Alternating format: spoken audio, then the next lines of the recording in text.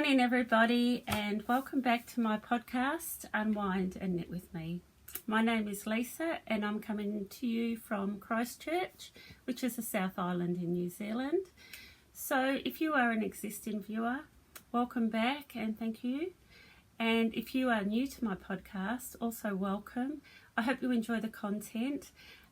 Please subscribe. You can hit the notifications bell so you will get notifications when I upload my new podcasts. Subscribe to my channel, share it with your friends, and I hope you enjoy it. I'm actually using my iPad to record today, not my phone, and it's really hard because I can't look at the screen. I have to actually look to the left. So I've had to put myself a post-it note with an arrow.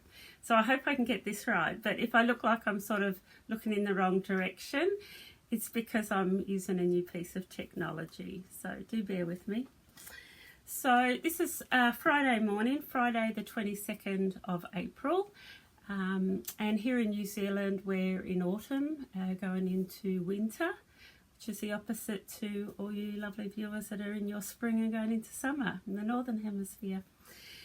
But I have just returned from 10 days away with my husband, so I am feeling quite refreshed and relaxed. And we headed down to central Otago, which is sort of south, in the middle and south of the South Island. And that's the Queenstown Wanaka Lakes area. You may have heard of Queenstown. It's one of our big tourist destinations.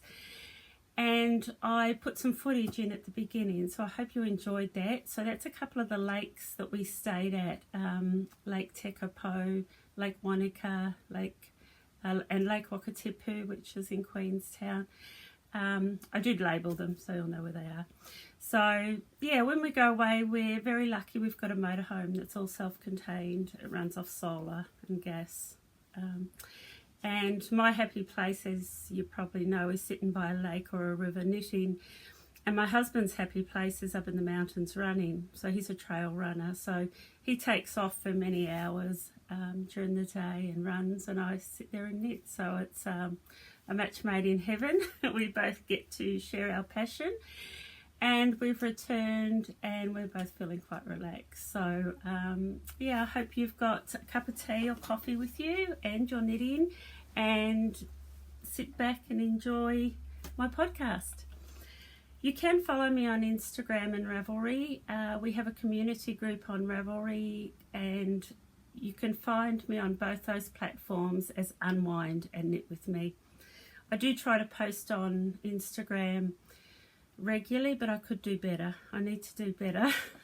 But yeah, you can follow me both on Instagram and our Ravelry community page.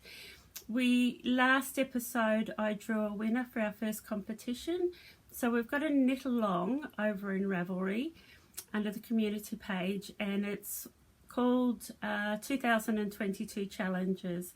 So anything that you are going to do this year in the way of your wool craft, whether it's knitting or crocheting, that's a new challenge for you. So it could be anything as simple as your challenge is to knit more from your stash, which I know a lot of my viewers are doing, me included. And anything. You may be challenging yourself to your first pair of socks or your first top-down jersey. So pop over there and say hello and leave a note what your challenge is, and you can go into the next draw. So I draw those every 3 months. So the next one will be the end of June. Our first prize actually went to Jacqueline, and she lives in Japan. I did ask her, she's actually originally from Canada and now resides in Japan and works in Japan. And she received her parcel 2 days ago. She sent me a message and she's absolutely thrilled. She just said she was so happy and couldn't stop squishing the wool and loved all the little accessories and that I sent along with it. So congratulations, Jacqueline, and super stoked that you enjoyed your gift. So the next one will be the end of June. So, and if you're already in there, you stay in there. So you do have a chance of being redrawn, and you can leave more than one. You can write a comment in there more than once, so you go into the draw more than once. Yeah, so I think that's all the introductions that I need to do. What I am wearing, I actually don't know if I've worn this on a podcast. I knitted this last year, and many of you will know it. It's the Stripes jersey by Andrea Mowry. And I won't stand up and show it to you because I'm a little bit squashed in here today. You may notice I'm sitting on a different angle. So I've got I've got someone coming in this afternoon who's replacing our blinds. So we've had to move my desk and everything away from the windows. So I'm kind of squashed into an unusual corner. And there's not much room for me to get up. Oh, I'll try. There. Bit of a close-up of the stripes. And I did do the 3/4 sort of bracelet length sleeve. I really loved doing this. It was a really quick knit, I think because stripes always make it a quick knit. I used wool from my stash. So I had quite a bit of this yarn that I had bought to do, I think it was a Stephen West shawl, which required lots of colours, and I never got around to doing it. So I used it for this jersey. There's actually 9 different colours in it, and it's just worked really well. The colours play really well together. I love the yoke construction. I love the fit that it's given me in the shoulders and the neck, because I don't like a close neck. So I actually love everything about this jersey. I did it in the size 4. Which is generally about my size, the 4th size along. A couple of things that I did, which I highly recommend if you haven't done them before, but I did the jogless stripes technique, so you don't get a line when you change your colours. So you can YouTube that tutorial, jogless stripes, and I highly recommend that. I also did a technique called Stephen Weaving. It's a Stephen West technique where you weave your ends in as you go. Because if you don't, you're going to have 100 ends to sew in at the end of it. So have a look at that tutorial if you're working in stripes. And the other thing I did, she offers 2 necklines. I mentioned the neckline. This is the relaxed the pattern for the relaxed neckline, and the option is a just a tighter fitting neckline. But yeah, I really enjoy it, enjoy wearing it, and I would knit it again. So yeah, that's Stripes by Andrea Mowry. That's what I'm wearing. I'll go on now to some of my WIPs. First of all, my socks. I'll tell you the WIPs that I haven't made progress on. I haven't made any progress on my socks, so I won't bore you with those. And I've also made no progress on my Marie Wallen. Main reason for that is because we were away in the motorhome, I choose my products, I choose my projects carefully, because I don't always have the room to spread out like I would at home. And I also like more relaxed, chilled out knitting. Sort of defeats the purpose of going away if you're not just going to chill and relax. So I do tend to take projects that are easy to knit and that are really relaxing to knit. So yeah, no progress on my Marie Wallen. But as you know, that is a 1-year project. So I have got a bit of time still up my sleeve. Okay, one of the podcasts that I watch and I really enjoy is Selma from Little Big Knits. She's based in Canada. And I mentioned on my last podcast, after watching one of her podcasts, I was really inspired to cast on my second Ranunculus. And like she says, you can never have too many Ranunculuses in your life. And I showed you the yarn in my last podcast, and I think that same afternoon that I did my podcast, I cast it on. I just couldn't help myself, so I wound up the yarn.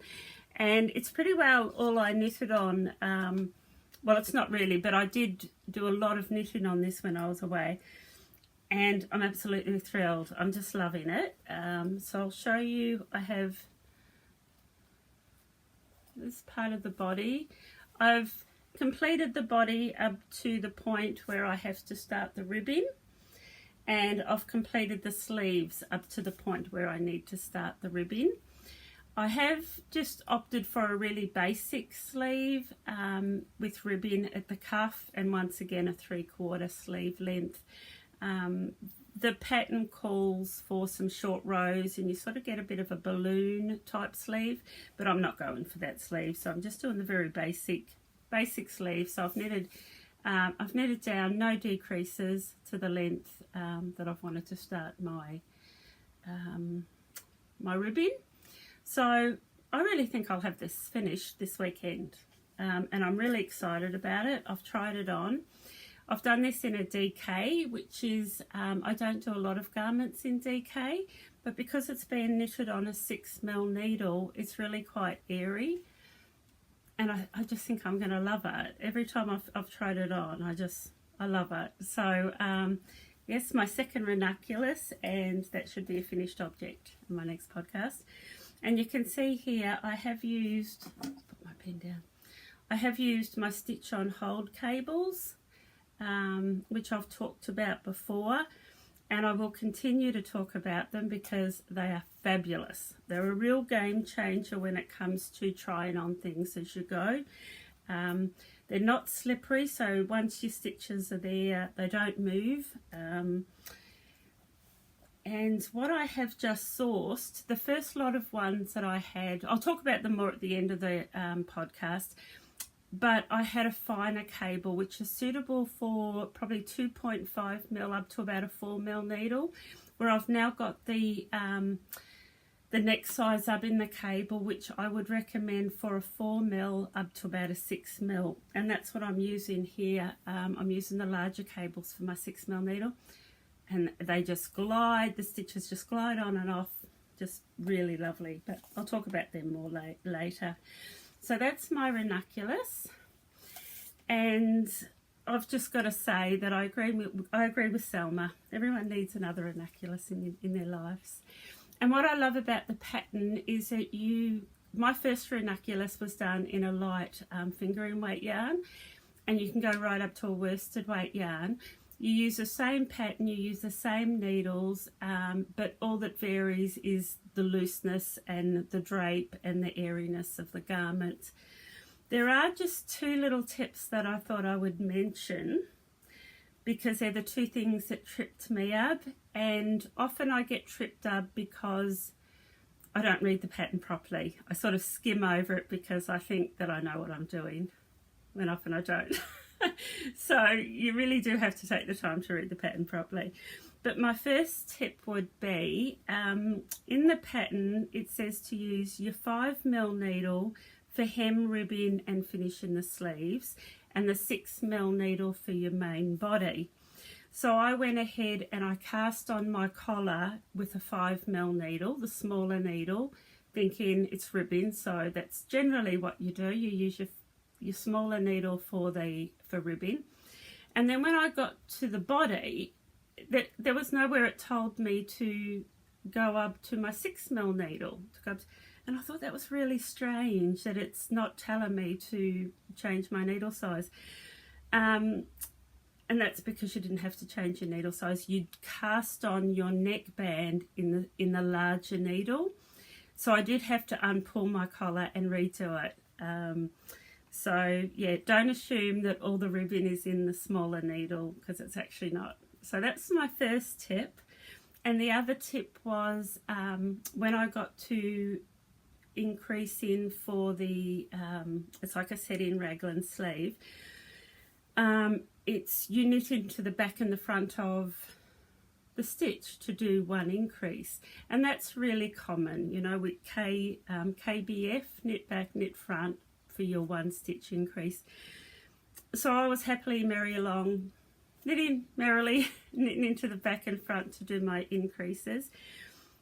And then it just popped out at me that it was knit back front and then knit front back, which is KBF and KFB. And I didn't read that. I just saw the KFB and thought, yeah, knit back, knit front. But you don't. You actually knit one back and front, and then you knit one front and back, which gives you nicer shaping.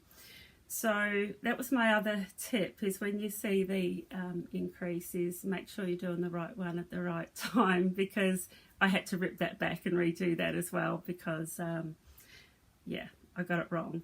So they're the only two minor faults, and they're not faults, they were my error because I didn't read the pattern correctly. So they're my two tips, is to read the pattern correctly.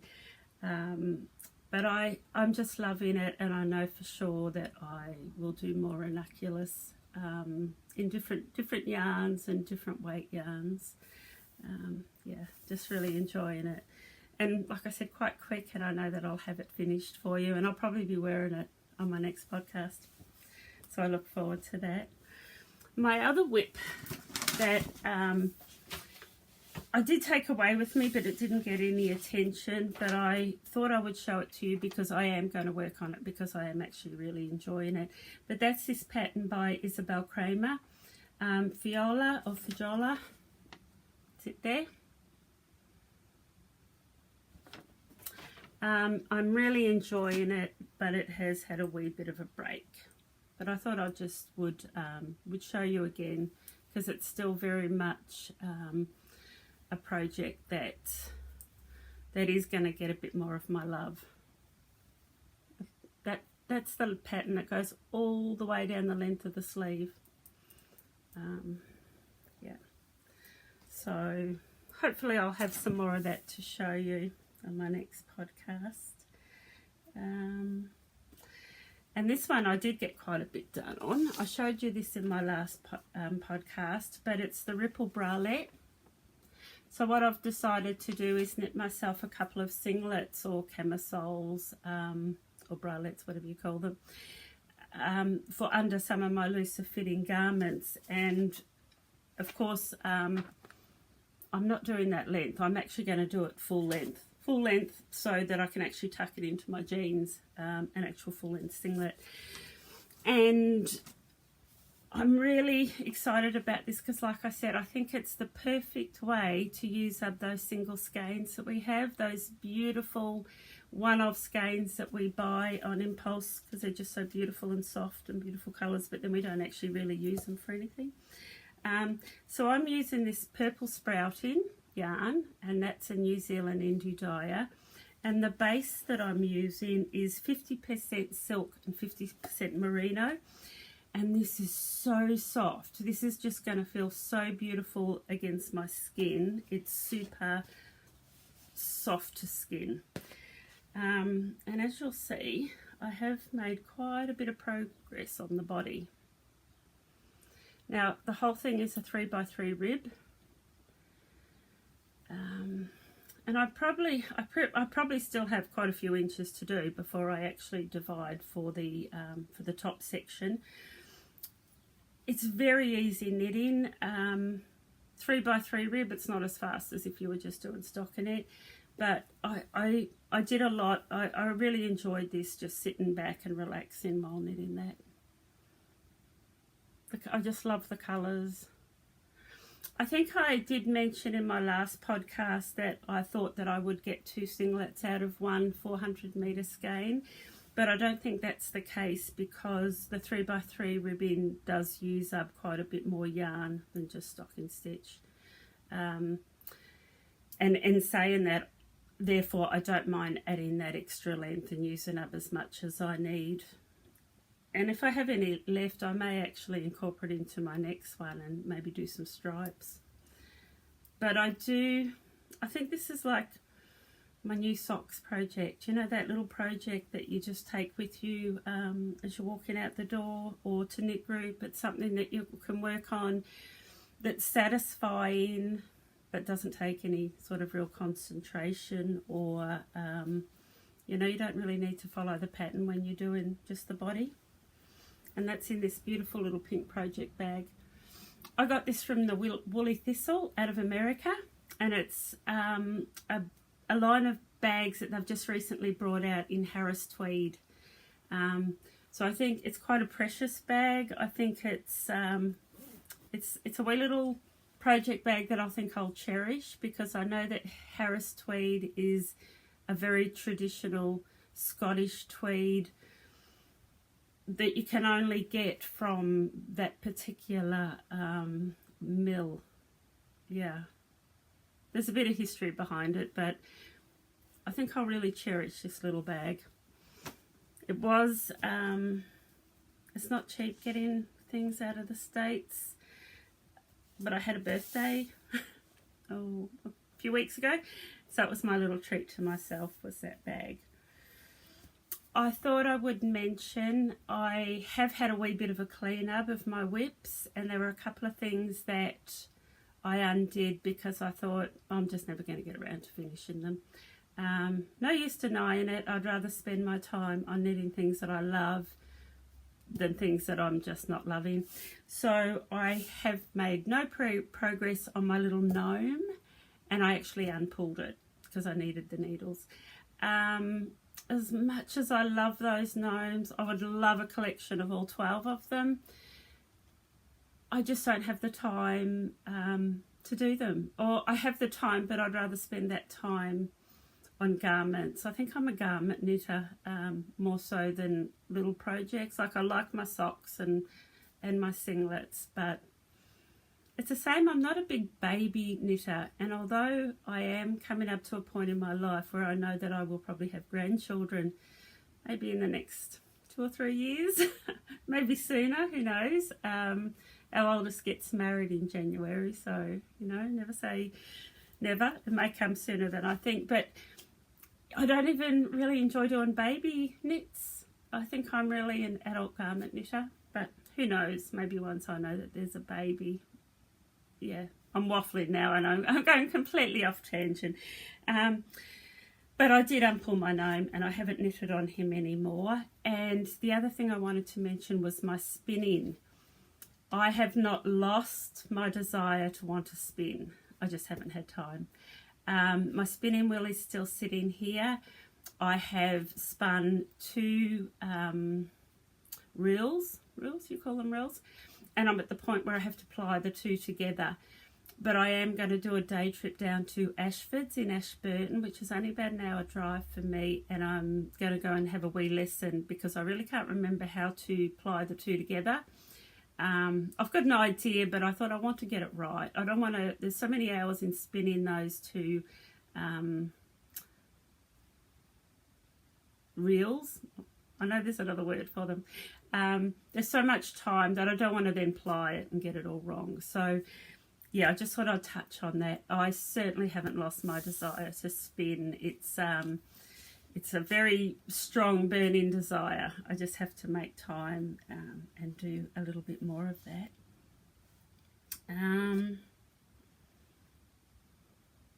Oh, one more. I'm thinking, I know there's another WIP, and I've got notes here in front of me. They're my notes. I do try to come prepared, but I've completely jumped it. Yes, now I'm really enjoying this. Once again, I'll refer to Selma from Little Big Knits. She inspired me to knit her West Village skirt. That little skirt. Really excited about this. I have never knitted a skirt before. I have always wanted to knit a skirt, so now I'm knitting one. And I've done it in a bit of a similar yarn that she's used. It's a black, I think you call it tweed. Yeah, and that's showing up much better than it did on my last podcast. So I've done the band, and I have, it's not showing up. Yeah, it is. I have sewn it back on itself, and I've left a wee inch gap to thread the elastic through. So there's the top bit's the band, and I'm now knitting down to the hips. So I've probably only got about another inch or so to do, and I will start doing a gradual increase to allow for my hips and my bottom. Yeah, and then I'll do the ribbing at the bottom. I did a lot of this when I was away. It's quite a lot of stitches, so I mean I'm probably a third I'm about a third of the way through, because I'm not going to make it too long, but not too short either.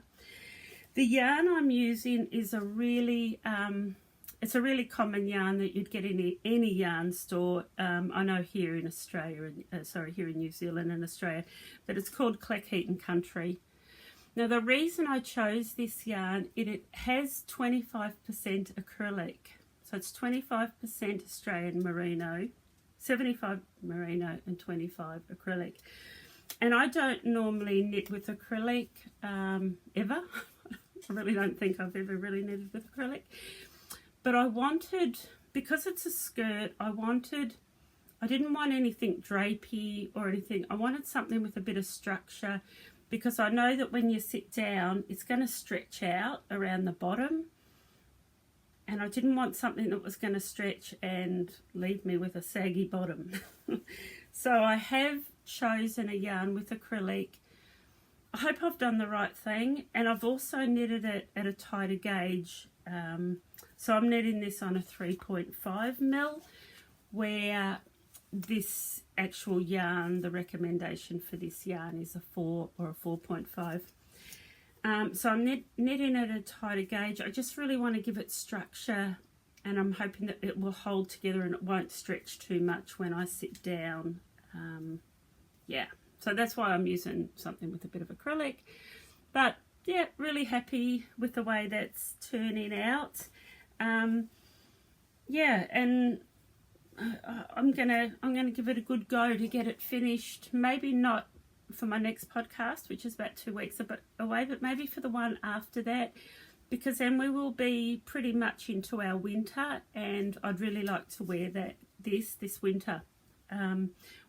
Where are we now? April, May, June. So we have in Christchurch, we have on the 19th of June, we have a wool fest here for the day, which is, I'll talk about later. It's really exciting. But I'd really like to have this finished, and I'd like to wear this to Woolfest. So that's my goal. So that WIP is coming along nicely, and I'm happy with it. I am going to, I'm at the stage actually, I am going to put that on my cables, and I'm going to try it on. I just want to make sure that I start the increase in at the right place. I'm pretty sure it'll fit me there as it is around the bottom of my waist and the bottom of my stomach, but I do want to make sure that I start those increases and get the shape in right. So I will try that on in the next couple of days. Yeah, so now I think I've covered everything on that part of my list. So the next, I will just mention why I mentioned the topic. So if you're here in New Zealand, Sunday the 19th of June is Woolfest here in Christchurch, and in Auckland there is one on Saturday the 28th of May. Now I have never been to the Auckland one, and for viewers that aren't from New Zealand, Auckland is our biggest city. It's probably holds 3/4 of our population, and the Auckland Woolfest is, I think, like 4 times bigger than our one here in Christchurch. So I am still debating whether I'm going to fly to Auckland for the day and go to that one as well. I'd really like to. I've never been to it before.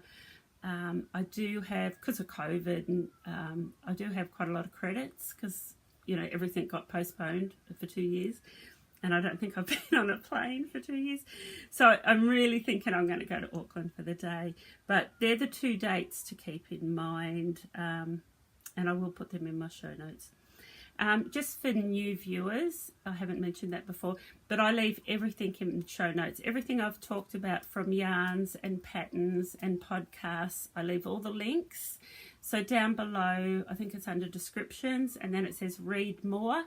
If you press on that read more, all of my show notes will appear, and I'll have all this information in my show notes. Okay.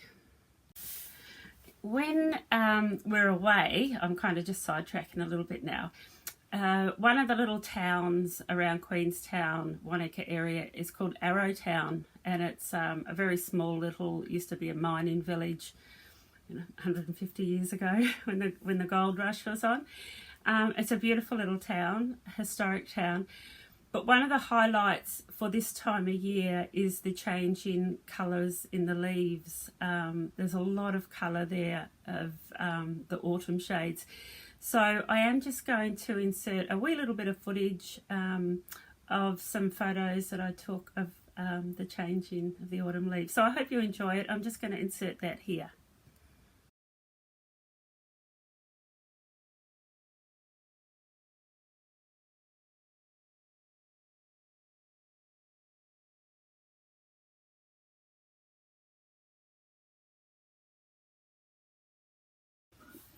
Okay, I hope you enjoyed that. It's yeah, it's really beautiful when you're down there, really beautiful. Okay, I'm going to talk about some acquisitions now, some things that I found that I want to share with you.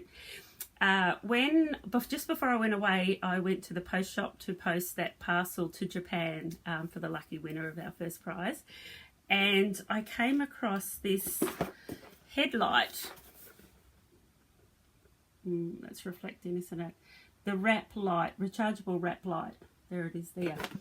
Now, in the motorhome, the lighting isn't great at night for knitting, and in the past I've been known to use one of my husband's head torches when I'm knitting. But the problem with that is every time I put my head up to talk to him, I blind him. But I do use a head torch quite a bit for knitting. So when I found this, I just thought this is ideal. It sits around, it's really comfortable, it's not at all heavy, and these bungee type things, you can direct the light to exactly where you want it. It's rechargeable. Now, I charged it before I left. It says 60 hours charge. I used it every night, and I only used 1 bar out of 3. And when you've got it on, you just tap it, and there's 3 different sorts of light. So there's like a warm light, a cool light, and a yellow light. So that yellow light would be really good for reading at night time because it won't light up the room too much. So you won't disturb your partner if you're reading. But I use this every night, and I wanted to share it with you. And as you know, I've got no sponsors, no endorsements, no nothing. I paid full price for this. But I love it, and it's something that I will take with me all the time. So if you do get around in a caravan or a motorhome, you'll know what I'm talking about light not being great. But also, years ago, I used to be on the road with one of my pharmacy jobs, and I used to stay in a lot of motels. And motels have really bad lighting. They often have mood lighting, which is just useless if you want to knit. So I just thought this is ideal. So I got this at the local post shop, but I did find a link. You can buy them out of it's a book shop, and it's called Booktopia, and they're based in Australia, and they are a wee bit cheaper than what I paid. And I'm going to leave the link for this. So if you're interested and you can't get one at your local post shop here in New Zealand, you can get them from this Booktopia, which is based out of Australia. So I'm going to leave the link for that. I paid $50, 50 New Zealand dollars. At Booktopia, they're $34.75 with $10 postage. So it's going to bring it up to about $45. So yeah, $5 cheaper, but I'll leave the link and go on and do your own search and have a look if you're interested. But I really wanted to share that because I think it's a really good find, especially for me. I will get a lot of use out of that for sure. When I was away also, on Instagram, there's a lady that I follow, and she's from Alpine Yarns. That's her logo there. And she's actually based around the Lake Tekapo area where I was, and she does a lot of beanies and headbands, and she hand knits them. If you follow her on Instagram, she posts beautiful photographs because she's a big tramper and walker, and she gets up in the hills a lot. So a lot of her products, she actually photographs herself knitting them, and she photographs the products with beautiful backdrops of the mountains and the rivers. But she did post that there was going to be a small community market at Lake Tekapo on the day that we were there. So I made a point of going down to the market and saying hello to her and introducing myself. Her name's Kate. And I bought myself this headband. Lovely. Now I love headbands because I'm not going to put it on because I don't end up with bad hair, but they keep sort of my face and my ears warm without me overheating. I find beanies are just too hot. And I did wear this when I was away, and it just kept my ears and part of my face really warm. And Katie's also going to be at Woolfest in Christchurch this year. So, yeah, you can follow her on Instagram if you like. She hand knits all of her products, and she uses Prosper yarn, which is also an indie dyer out of Auckland. I love that colour. I love that rusty orange colour. So, yeah, that was another acquisition that I found on my little journey, my little trip away. And the other one, this really excites me too. I'm easily excited when it comes to yarn, I know. So let me just gather my bits and pieces right up here. So in an earlier podcast, maybe about 6 podcasts ago, so it was a while ago, I talked a little bit about knitting with yarn that contained Possum. And my experiences of it weren't great. And I almost like swore myself off ever knitting with wool blends that had Possum in them, because they just shed so much. Like one of my examples was my car seat is black, and when I'd get out of my car, I'd have to actually go out and vacuum my seat because it would just be covered in fluff. And it was the Possum content that just really shed a lot. But I did have a couple of viewers come back to me and say to me, Lisa, don't be put off. There are different mills that use different spinning techniques when it comes to Possum, and they vary. And I'm not going to go into the mills or the techniques because I really don't understand it. But I thought, okay, I'll keep an open mind, but I haven't seen anything with Possum in it that has excited me. So in saying that though, when I was down south in Clyde, I always call into, there's a yarn store there called Touch Yarns. It's a husband and wife team, Kylie and Glenn, so I love to support them. But it's beautiful New Zealand merino, and I think most of the merino comes from that region, up in the high country, Mount Pisa type high country merino sheep stations. So I'm quite passionate about that. And the yarn, they had this yarn, and I actually still had one in my stash. So this is the yarn I was referring to, that I just didn't enjoy. And it, hang on, I need to put my glasses on. Bear with me, I need eyes. So this is Touch Possum yarn, and it's 60% merino, 30% Possum fur, and 10% silk. Now I went in there, and I don't normally look at that range because I haven't enjoyed it. But as soon as I spotted it, I thought, this different range. They're not using Possum anymore. And I picked up the label, and it's Possum yarn, and it's exactly the same blend, 60% wool, 30% Possum, 10% silk. And as soon as I picked it up, I knew it was different. Now what I want to show you, this is from my stash, and that's the old one. And you can see quite a bit of fluff on that. Now this is the new one. I really hope you can see the difference, but there is a real difference. And it's exactly the same combination and the same wool, the same fibre. And I straight away said to Kylie, it's different. What's different? You've done something different. And she said, well spotted. She said, yes, we are using a different mill. And I thought, okay, that's what people were telling me. Don't be put off it. Different mills use different techniques. And I straight away spotted the difference. And I just want to show you again, because there is like a serious difference. So that's the old one that I got out of my stash.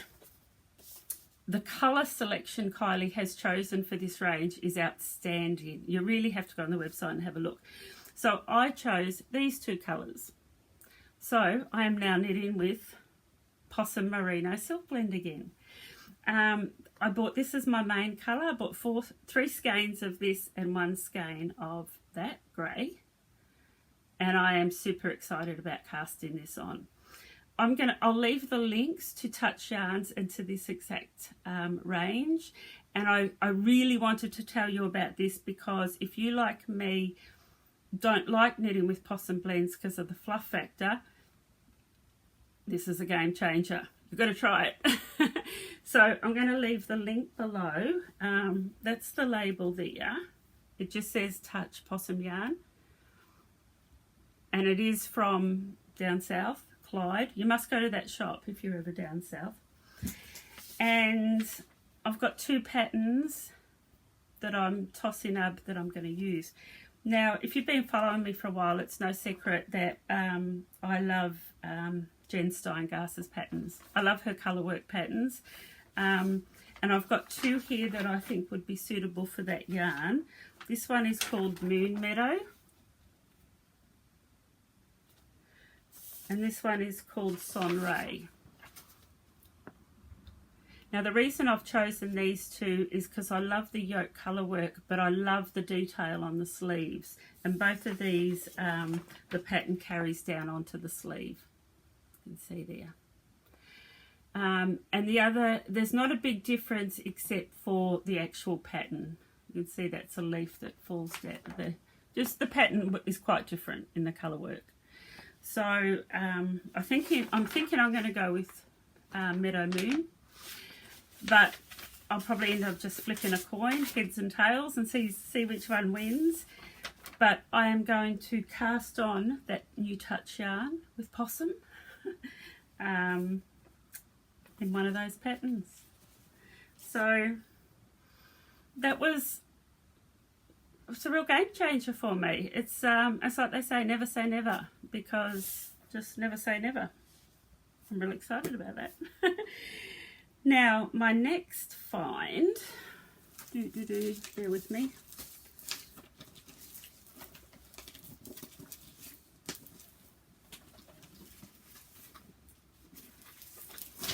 Sorry, at the back of my head there. The next find. So another podcast that I follow a lot is Inga from Knitting Traditions, and she's from Norway. And I just love watching Inga. Her voice is very gentle, and she's really, but I love her styles. I love what she knits. Yeah, so I'll leave the link to that below, to Knitting Traditions. But she, on her last podcast, was wearing this jersey called Tulip by Melody Hoffman. Is it there? Now, I loved the scalloped detail down on the bottom of the band, the way it scallops, but I also love the fit that, so it's a top-down yoke with the raglan inset sleeves, and I've done that before and it always fits really well. It's just a really nice style that I like to knit. So I purchased this pattern, and in my stash I have 5 skeins of this. It's 100% merino, and I dyed it myself using avocado skins and pips. And it's a really, I don't know, I almost like call it like a mushroom pink. It's a real delicate, earthy, pinky colour. And the pattern calls for like a worsted weight. So I'm going to use this, and I'm going to go down and get myself from one of my local yarn stores a mohair to double strand with it, because that's what she's done there. And you can see in the picture there's a real halo on that jersey. And I think I'll get gauge really easily double stranding this with some mohair. And I am quite excited to use this yarn. I dyed it last year. I did talk about it in one of my podcasts. I dyed some fingering weight yarn and some DK weight yarn. So I am going to use that yarn to do that tulip. I don't normally knit in worsted weight. I do think it's quite a heavy weight for our climate, but I think with the open neck, I don't know, I just think I would wear that jersey on a winter's day. So yeah, if you like that, it's Melody Hoffman. I'll leave the Ravelry link below for it. So that was my other find. Oh, one more find. I'll just go off track a little bit. In my last podcast, I announced that I am going to launch an online store. This is really exciting for me. I have put a lot of time and effort into it, and I hope to have that live maybe by next week. So I hope to have that live before I actually come to you again on my next podcast, and I will announce it on my Instagram page when I do it. But what I will say is I won't have the yarn. I'll have everything else on my online store, but not the yarn. So the yarn that is on its way, all ordered, and it's, I don't know whether it's on a plane or a ship. I don't know how it's going to get here, but it's on its way. It's Jamieson & Smith, J&S. So this is Jamieson & Smith Shetland wool from Shetland Islands. Now, if you haven't heard of this or you don't know much about it, go on and Google it. It's just beautiful. It's traditional 100% Shetland wool, and it was traditionally used in feral garment knitting. So this yarn is what you would use for colour work.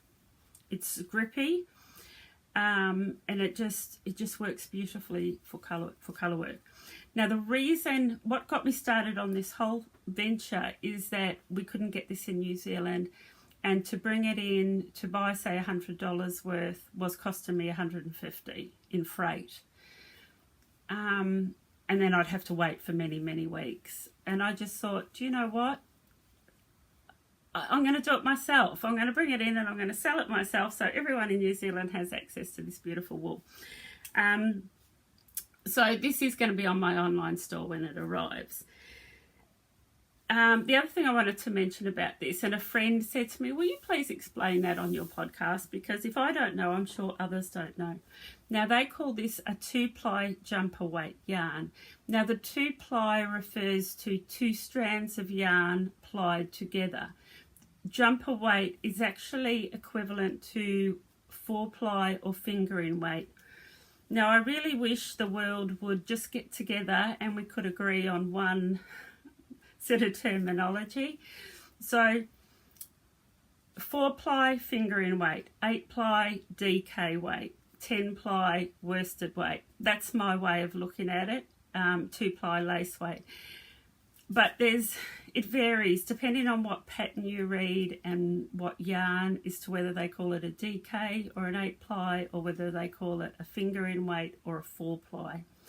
So when you see this listed as 2-ply jumper weight, don't be concerned that it's a 2-ply lace weight. It is actually equivalent to 4-ply fingering weight. So the 2-ply only refers to the 2 strands being plied together. This range, there's about 100 different colours, and of course I couldn't bring them all in and still have decent stock holdings of each colour. So I've brought in a pretty big, I'm thinking, I can't remember off the top of my head, maybe 45 different colours, and I have also ordered in 4 colours. I've actually got the cones in. And 1 cone is equivalent to about 20 balls of wool. So I will have those available for sale as well. So where was I? Oh, that's where I was going with this story. So because we're going to have access to this yarn in New Zealand, I wanted to do... so last year I did my first steek-in project. I did a cardigan called the Budding Cardigan by Anna Johanna, and it was my first ever project that I'd steeked, and I loved it. It was a lot of fun. I have worn it in earlier podcasts. But what I've been doing is researching some patterns because I want to do another cardigan that involves steeking and a lot of colour work, which will be perfect for this yarn. So the two patterns that I've come across, and I may even put kits together for these. So if you're interested in doing a steeking project, I may put some kits together to make the whole process a wee bit easier. And no surprise, this one's from Anna Johanna again. So this is a top-down steeked project. And what I wanted was all over colour work, which this has. My other project that I did only had the colour work through the yoke, and then there was no colour work down. So I wanted an all over colour work. So that's one pattern that I think I might do. And I think I might put kits together for that. But the other one is this designer called Kristen Drysdale. And I have heard of her before. I haven't knitted any of her patterns. But I come across it on Ravelry. But I also realised that it was in edition 7 of the Liner magazine, which I happen to have. So this is called Merit. I'm going to show you. Now that's all over colour work, but this one's actually bottom up, which I haven't done before. So with a bottom up, you do your steeking bridge for your cardigan, but I also think you do steeking bridges for your sleeves. Now that'll be a new technique for me as well. It's only 3 colours, but it's all over colour work. And that's it there. And I will have colours to do a kit for this one. So if you are keen to follow me on my wee journey of steeking a cardigan, let's do it. We're going to have the yarn, and I'm really excited about it. So yeah, we'll talk about it more in other podcasts. Like I said, my shop should be live, but the wool won't be there. But I know probably by my next podcast, I should have the wool. What I want to do and what I want to assure my viewers is my podcast is still going to be my podcast. The way I've done it since August, I started episode 18. So I started last August. And I had in mind what my podcast was going to be about, and it was always going to be about my WIPs and patterns and yarn, and I wanted content, and I think I've achieved that. But I want to just reassure my viewers that my podcast isn't going to change because I have an online store. But what I am going to do at the end of each episode, I'm going to do a shop update of what's in my store. So if that doesn't excite you or interest you, you can just skip past it. I understand, but it is just going to be a small part of my podcast at the end of each episode. So in saying that, I will tell you what will be available in my store when I go live. I have had some sock blockers made with my logo, Unwind and Knit with me.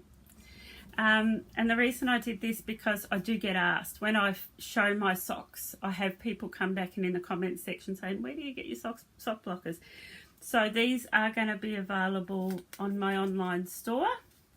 And the other thing, and I love this product, I've talked about it before, I swear by it, but it's a sock ruler. These are all done in 4.75mm MDF. And they're laser cut. But this sock ruler, if you knit toe up, you just put it over and measure as you go. I've gone as far with my sock ruler is actually etching in Lisa, Mark, Chelsea. I've actually measured my family members' feet. So when I'm out and about, I've got my sock ruler always in my sock knitting bag. I can measure and I know that I'm at the right point of where I need to start turning the heel and doing the gusset. So these are also going to be on my online store, and these are a little bit novelty, but also essential if you do Kitchener stitch. So this is the Kitchener stitch shortcut. So purl front on, knit back on, purl front off, purl front on. So it abbreviates the whole step that you need to go through to do a Kitchener stitch.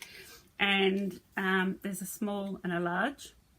And I have one of these hanging on my project bag that contains all my needles. And I love it. I think everybody needs one of these. They are a little key ring, but whether you just have one in your notions, your little notions pouch, or, you know, like I said, mine hangs off the side of my project bag. So I will have those. And the other thing has been, and I talk about these endlessly because they're just a game changer, but that's my cables. These are available at the moment through some retail stores, but they are going to be available on my online store. So they're the small, and the small contain 2 1 metre and 2 1.5 metre lengths, but I have just brought in the large, and the large contain 1 1.5 and 2.75, which is all you need to do 2 sleeves and a body. And they're the large ones there. Colours of cables will vary. So they will also be on my website. And the other thing that will be on my website is a hand cream that I've had made for me, and it's got my logo on it. And I just wanted to do a really brief say about hand cream. So I worked about 35 years in pharmacy, and one of the biggest comments that I would get in relation to hand cream or skin creams is, it's greasy. Leaves my hands greasy. With this hand cream, it is quite greasy. Hand creams are meant to be nourishing and oily and greasy. What I do is I take a blanc, and with that bit on my hand, I massage it into all my cuticles. And then what's left, I massage into the backs of my hands. Now, traditionally, the palms of your hand do not absorb moisture. The palms of your hand don't get dry and aged and flaky like the backs do. So they don't absorb moisture.